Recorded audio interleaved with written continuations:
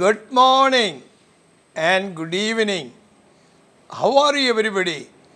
നിങ്ങളെല്ലാവരും സുഖമായിരിക്കുന്നെന്ന് വിശ്വസിക്കുന്നു. Good morning and good evening.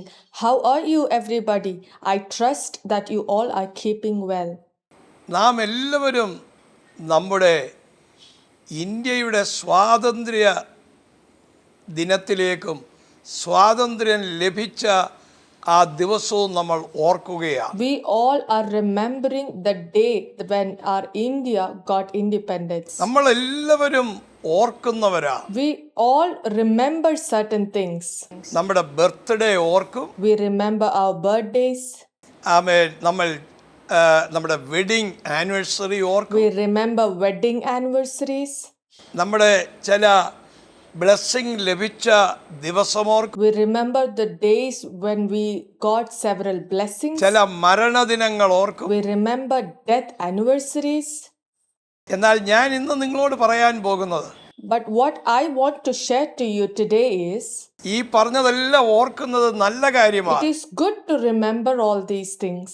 എന്നാൽ അതിനപ്പുറത്ത് നമുക്ക് ഓർക്കാൻ ഉള്ള ഒരു വലിയ അവകാശമുണ്ട്. But beyond this, we have a great right, a great privilege to remember. John chapter 8 verse 35. John chapter 8 verses 35.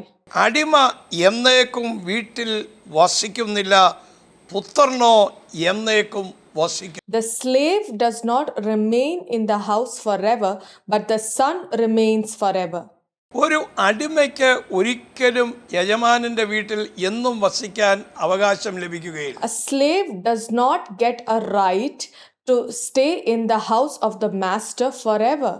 എന്നാൽ പുത്രനോ എന്നേക്കും ആ അപ്പൻ്റെ കൂടെ വസിക്കാൻ അവകാശമുണ്ട്. But the son gets a permanent right to stay with his father forever. നിങ്ങൾ വീണ്ടും ഭയപ്പെടേണ്ടതിന് അടിമത്തത്തിൻ്റെ ആത്മാവിനെ അല്ല, നാം അബ്ബാപിതാവേ എന്ന് വിളിക്കുന്ന ദത്തെടുപ്പിൻ്റെ ആത്മാവിനെ അത്രേ നാം പ്രാപിച്ചത്. For we did not receive the spirit of bondage again to fear, but we received the spirit of adoption by which we cry out, Abba, Father. ഒരു വീട്ടിൽ അടിമയ്ക്ക് സ്ഥിരമായ ഒരവകാശവുമില്ല. In a house, a slave does not have a permanent right. യജമാനന്റെ ഇഷ്ടത്തിന് അനുസരിച്ച് ഏത് നിമിഷവും പുറന്തള്ളപ്പെടാം. If the master wills, he can be cast out anytime. എന്നാൽ ഒരു മകന് വീട്ടിൽ എന്നേക്കും അവകാശമുണ്ട്. But a son has a permanent right. എന്നാൽ ലോകം തരുന്ന എല്ലാ സ്വാതന്ത്ര്യവും താൽക്കാലികമാണ്. The world gives us certain freedoms, but they are temporary. എന്നാൽ യേശു തരുന്ന സ്വാതന്ത്ര്യം വെറും ഒരു സ്വാതന്ത്ര്യമല്ല. But the freedom that Jesus gives, it is not a normal freedom. നമ്മുടെ ലീഗൽ ഐഡന്റിറ്റി വെളിപ്പെടുത്താനുള്ള സ്വാതന്ത്ര്യമാണ് യേശു തരുന്നത്. It's a kind of freedom that reveals our legal identity. യേശു നമ്മുടെ പാപത്തിൻ്റെ അടിമത്തത്തിൽ നിന്ന് യേശുവിൻ്റെ രക്തത്താൽ നമ്മെ ദത്തെടുത്തിരിക്കുന്നു, നമ്മെ വീണ്ടെടുത്തിരിക്കുന്നു. Jesus has redeemed us through his blood from our bondage of sins. ഇന്ന് കർത്താവ് നിങ്ങളുടെ ജീവിതത്തിൽ ഒരു വലിയ ബ്രേക്ക് ത്രൂ തരാൻ പോവുകയാണ്. Today, Jesus desires to give a great breakthrough in your life. Breaking the invisible chains of sin. പാപത്തിൻ്റെ ആന്തരിക ചങ്ങലകൾ തകരപ്പെടും. Breaking the invisible chains of sin. John chapter 8 verse 34 പറയുന്നു, John chapter 8 verses 34 says, യേശു അവരോട്, ആമേൻ ആമേൻ ഞാൻ നിങ്ങളോട് പറയുന്നു, പാപം ചെയ്യുന്നവൻ എല്ലാം പാപത്തിൻ്റെ അടിമ. Jesus said, Truly, truly, I say unto you, everyone who practices sin is a slave to sin.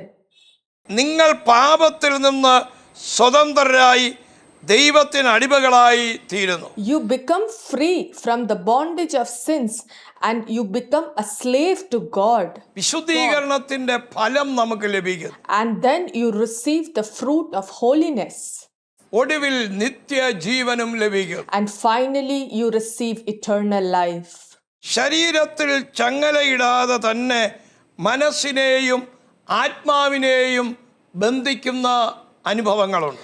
There are some experiences that bind our minds and our souls without chaining the physical body.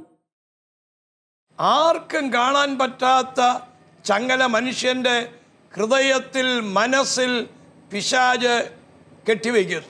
Satan binds certain chains in the hearts and minds of people. Those chains would be invisible chains. പുറമേ നമ്മൾ സ്വതന്ത്രരായി എന്ന് തോന്നുമ്പോഴും അനേക പ്രിയപ്പെട്ടവരുടെ രഹസ്യ ജീവിതം, ആമേൻ, ആന്തരികമായ മേഖലകൾ ഇതെല്ലാം ബന്ധിക്കപ്പെട്ടിരിക്കുന്നു, പിശാച് ബന്ധിച്ചിരിക്കുന്നു. Even when some people feel that they are absolutely free from outside, their secret and their inner lives are bound by the devil. നമുക്ക് ഭൗതികമായി ഒരു സ്വാതന്ത്ര്യം ലഭിച്ചു, അപ്പോൾ തന്നെ അതിനേക്കാൾ വലിയ ഒരു ആത്മീക സ്വാതന്ത്ര്യം ലഭിപ്പാൻ കർത്താവായ യേശു ക്രിസ്തു കാൽവരി ക്രൂശിൽ തൻ്റെ രക്തം നമുക്ക് വേണ്ടി ചൊരിഞ്ഞു.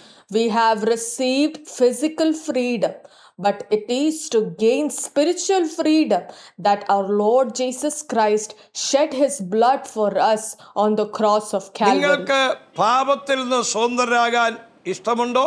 Do you like to be free from your sins? നിങ്ങളുടെ രോഗത്തിൽ നിന്ന് സ്വതന്ത്രരാകാൻ ഇഷ്ടമുണ്ടോ? Do you like to receive freedom from your sickness? നിങ്ങളുടെ കടഭാരത്തിൽ നിന്ന് ഫ്രീഡം ആകാൻ ഇഷ്ടമുണ്ടോ? Do you wish to get freedom from your debt?